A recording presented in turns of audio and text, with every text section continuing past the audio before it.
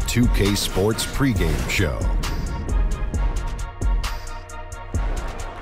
Good evening, sports fans. This is 2K Sports. Ernie Johnson, Shaquille O'Neal, Kenny Smith. In this game, we'll see the Utah Jazz against the San Antonio Spurs. Not a lot to complain about for this San Antonio.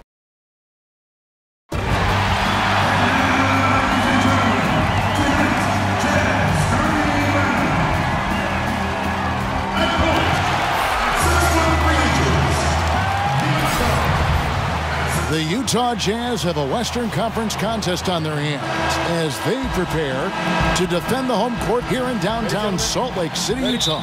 Thanks for joining us on this Tuesday night edition of the NBA and all its great action on 2K Sports. This is Kevin Harlan with Greg Anthony and two Hall of Famers, Doris Burke here at the table, and on the sideline, David Aldridge. And the Spurs looking for a positive start here on their road trip. What a story right now for these guys. Win after win. It's been a phenomenal stretch. And you know, for the Spurs, and I'll tell you, this has been a surprise how they started the year. Obviously, whatever adjustments they made in the offseason, definitely working out for them so far. You know, Greg, I like to see a team come out of the gate strong, right? Their chemistry has been absolutely sensational. Now a chance, courtesy of Gatorade, all fueled up and ready to go. The starting five on the floor. On the floor for San Antonio, Gay and Aldridge are up front. AI is out there with Murray, and it's DeRozan in at the 3 slot. Now here's Favors. He provides a good amount of offense for the team, averaging around 11.5 points a game. Tonight, we'll be seeing a couple of the league's better defensives. What are some of the keys to winning a defensive kind of battle, Doris? Well, because you know that possessions are going to be fewer than in a typical game, where the pace is going to be slower, then the turnover number becomes all that much more important. Because in a game where pace is not at issue, you can't afford 15, 20 turnovers. It's about valuing the basketball. It's about executing to the greatest degree possible. And sometimes, Kevin, that means going deep into your offensive set. The ball should change sides of the floor, and you should look for a matchup that's favorable. And when you do, that's when you strike. Count that bucket. Gay's got his second basket of the game. Well, this is what you like to see from AI. He's seeing the whole floor, and he makes the unselfish play. And David Aldridge spoke with Quinn Snyder. David? Thanks, Kevin. He said, look, all they talked about before this game was defense. Going up against one of the best offensive teams in the league, he said, it's a challenge that we embrace. Nobody can do it by themselves. It's got to be a collective effort. No hero ball on offense either. Guys, we'll see if they can put the brakes on them. It's never easy. Back to you. Thanks very much, David. They recognize how difficult it is to face an offensive-minded team like this one. They pose a lot of challenges for sure, mainly because teams have put so much effort into defending them. Well, I think it's more mental effort than anything else, Greg. It takes great awareness to be effective defensively against them. You can't get lost, and you always have to be in the right position. Oh, a lapse defensively, and they actually get away with it. Bad idea to leave him open consistently, though. Mitchell in the corner. Ingles kicks to Favors. Nice ball movement by Utah. Ingles in the corner. Clock at 4. Fires the 3. Utah the rebound. Utah comes into this one after the win against Miami. And there's Murray on the assist by AI. AI's got 3 assists in the game. What is really compelling to me is the way the Utah Jazz team plays defense. Yes, it starts with the stifle tower, Rudy Gobert, but there is commitment and there is great structure in what they want to do on the defensive end, and I'll tell you, it is absolutely suffocating at times. Timeout is called, first of the game for the Jazz. And for the Jazz, defense is the identity this team builds around. You look at nearly every defensive metric from a season ago, the Jazz were near the top in most. They are great at forcing turnovers, great at closing out possessions with excellent defensive rebounding, and they do a great job of bothering shots and rotating in necessary positions. I love this team on that end of the floor. Cephalosha kicks to Udo. Back to Cephalosha. Crowder, the pass to Exum.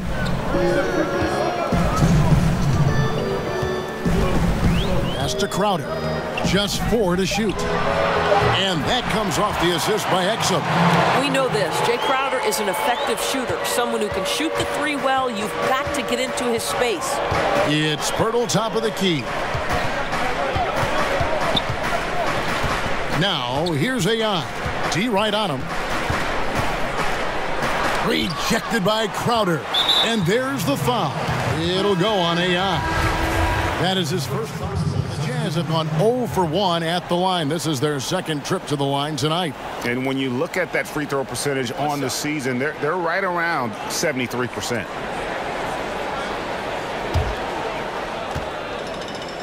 Mitchell and Ingles are out on the wing. Favors and Gobert, the tough pair inside. And it's Rubio in at the 1 spot. That's the group right now for Utah. AI right side. And checking out some stats for DeRozan. How's the last month of basketball been for him? He's right around 9 points a night, 2 assists and 2 rebounds. Not his best production, and I expect him to break through and get back on track soon. I think he's been pressing a little bit too much, Greg. He just needs to relax and let the game come to him. And both free throws good for AI. Well, this guy was a big-time recruit in high school, and things didn't work out immediately for AI. But here he was, willing to put in the work, adjust your perspective, and get where you want to be. Mitchell against Murray. Mitchell outside. Over Murray. And it's Mitchell missing. San Antonio leading by 6. And Greg, right out of the gate, Donovan Mitchell seemed like a veteran more than a rookie. I mean, his professionalism was one of the first things Ricky Rubio noticed about Mitchell. Father played minor league baseball, knows what it takes to succeed in professional sports. And you can just see it in his approach to practice and his commitment to improving his game. Mitchell was already the surprise of that 2017 draft, and I don't think there's any question he's destined to be a star. So it's Rubio bringing it up for the Utah Jazz.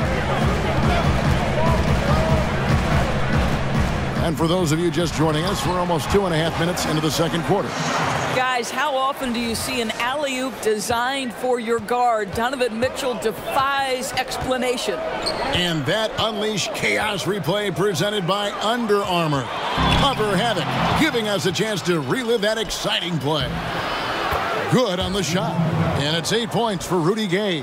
I mean, the number of points they've scored in the paint already here is eye-opening. And Rubio kicks to Mitchell. Back to Rubio.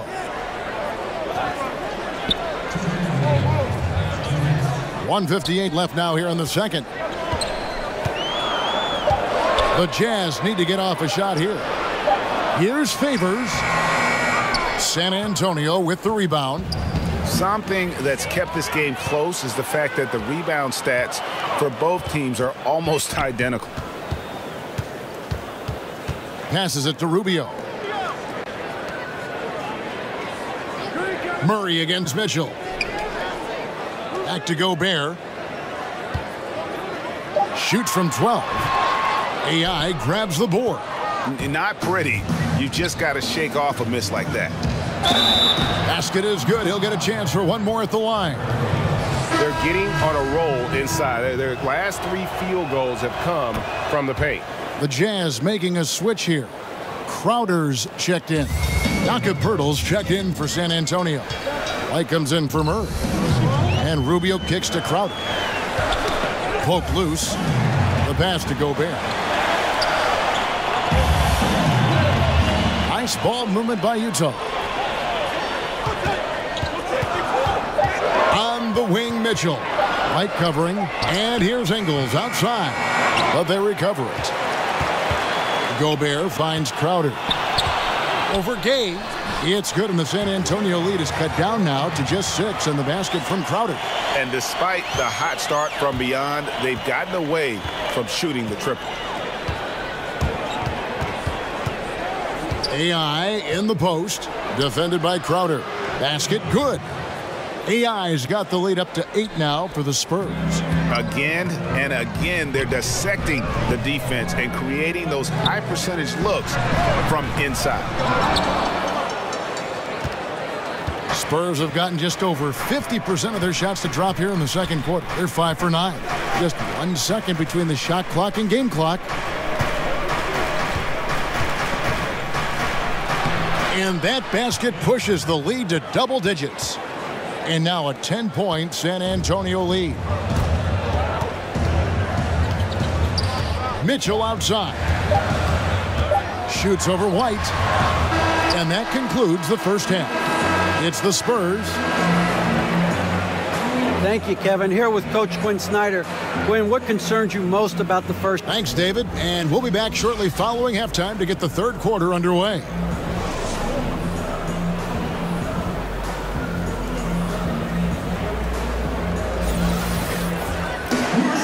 And we've got third quarter of basketball for you. 2 quarters in the books. Rudy Gay having a dominant impact in this game. And I loved in that first half that they were patient, looked for good shots, and knocked them down. You know, I think, Greg, they never settled for the first look. It was always about, let's get the best shot possible. Really good judgment on the offensive end. Here's who Greg Popovich is starting in the second half. Gay and Aldridge are up front. Murray out there with AI. And it's DeRozan in at the 3. A lot of responsibility, Doris, in being the focal point of an offense. What characteristics have you seen are shared among NBA players who carry the load offensively for their teams every game? Right. This is a great separation point to me in the NBA because there are a lot of outstanding players at the level on any given night in the NBA. But, Kevin, there is a select few players who are willing to share the lion's share of the responsibility. Men like Kevin Durant, LeBron James, Russell Westbrook. Like, you have to be prepared 82 times per year to step between the lines, shoulder the load, and sometimes when you underperform, to bear the criticism that comes with that responsibility. And Kevin, you know this. That's a select few player who's willing to absorb that. Good thoughts. AI outside. Gobert with the block. An intimidating force who continues to wipe away shots with ease. Go to work, Rudy Gobert. Jazz trail by 13. Mitchell passes to Rubio. Utah calls timeout. Yeah, the amount of points they've given up here in the paint, that's what they got to talk about. Well, I think they've got to ramp up the pressure. There's no excuse for letting them score at will in the paint. Make them feel you. A different look for Utah. Cephalosha comes in for Joe Ingles, and it's Exum in for Ricky Rubio. And San Antonio with the change here, too. Davis Bertans checks in for Rudy Gay. And Gobert kicks to Mitchell. Cephalosha against DeRozan. On the wing, Cephalosha. Looking at his numbers, he's averaging about 6.5 points a game. With the fadeaway. It's good, and the San Antonio lead is cut to just 11 on the basket from Favors. Well, I think at this point, he's proven, Derek Favors, that you've got to respect his mid-range. He is capable when given room. AI outside. Doesn't go that time. Gobert with the defensive effort. Thabo Cephalosha up there in age, Doris, now, but still very much a nuisance on defense. All right, Kevin. He's got those long arms to bother shots. He doesn't fall for a lot of fakes. Sticks with his man through screens. This guy's versatile enough to guard 2s and 3s. Plenty to like with Thabo. Now let's go to the sideline and catch up with our Hall of Famer, David Aldridge. Well, guys, the Jazz had to weather the loss of Gordon Hayward, so they need to play together to have success. Coach Quinn Snyder said, we expect guys to put the team in front of themselves and support each other. Our strength isn't in one guy. We need each other. Kevin? David, one thing for sure, they come to play almost every game. Thank you. Gobert finds Exum. And it's out of bounds to the Jazz as Utah retains possession. A different look for Utah. Udo's checked in for Rudy Gobert.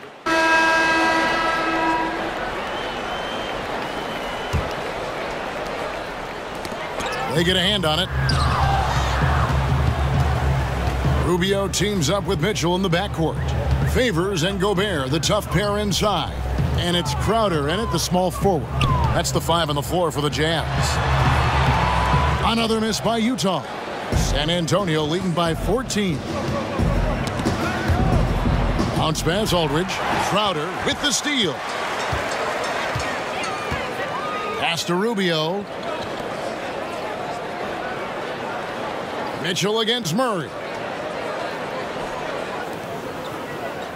Mitchell outside. 5 on the clock. Rubio in the corner. Gobert. And there's Gobert putting it right back in. Well, Rudy Gobert with the size and length, they factor on the glass right now. Here's Aldridge. And Aldridge slams it in. Oh, inflicting some punishment with the two-hand flush. They're going for the throat. Jazz trail by 14. Rubio right side. Gobert the pass to Rubio. And the wide open shot from Crowder. No good from outside. The Spurs shooting is beautiful right now. 60% for the game. Pretty much everyone out there has been stroking it. Well, you've got to look at this guy's shooting as one of the main reasons they've been able to build this lead. For Utah, they've gone just 33% from the field in the fourth quarter so far. They are 2 of 6. And Rubio kicks to Gobert. Now the dish to Mitchell. Here's Rubio. Off target with his 3. I'll tell you, that's been the story of this guy's night. He can't get anything to fall. Spurs passing it around. AI passes to Aldridge. Out to AI.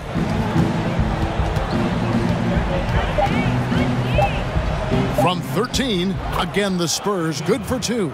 But he's having himself a night, and AI is taking no plays off. This guy, one of the hardest workers in the game. They've been looking out of sync offensively. Yeah, their offense has ground to a standstill. Here's Rubio. Uses the glass to finish the layup. And no matter what they've tried, the D just has not been able to deny them the ball inside. Time called here. The Spurs decide to talk it over. With college basketball expanding the three-point arc out to FIBA range, Doris, does that set the table, you think, for the NBA to move its arc, their three-point shooting line, out as well? I think one of the things that I would like to see, Kevin, is a more unified game across countries, right? We've talked about the NBA and basketball in particular becoming a more global game. I think one thing that I'd really love to see at the lower levels of basketball in the formative stages is young players have to play with a shot clock. Because what that forces those players to do is be three-tool players. Under duress of a shot clock, you better be able to put the ball on the deck, make a pass, or take a shot. So I think the more we can normalize a set of international rules, the better basketball is going to be long-term. 1:33 left in the fourth quarter. No good from 11 feet. Spurs leading by 18. And tonight's battle is going to end with a very clear winner, leaving nothing to chance. Impressive win for the Spurs. And guys, the fast break was run, I thought, beautifully all night by these guys. I think that was a big part of their success. Yeah, they definitely ran the break well. A big advantage in that category, and they continually put pressure on the defense. And in terms of the season record, this is going to be their 18th win overall. And once it becomes official, this win gives them a nice confidence boost against this team. They'll face them twice more this season. The one player that really stands out, of course, in this one, it was a dazzling game for AI. Boy, their ball movement was terrific, and I thought he was the key to that. This guy conducted the offense, kept everyone involved, and spread the basketball. The shot from the low post is good. And saving their best for last. Tremendous run here to seal the win. Well, this is exactly how you put teams away. Late game execution leads to a tremendous win. Pass to Favors. Kicks to Gobert. Here's Ingles. Aldridge is covering. Rubio left side. Favors. That's tipped and stolen by Murray. AI outside.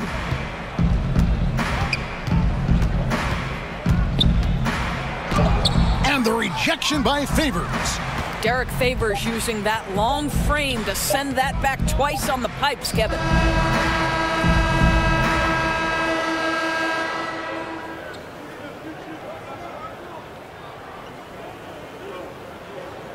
And so it's San Antonio easily taking this one. A resounding victory for them. And Greg in enemy territory, no less. That's exactly right. But with the way they controlled the game and just...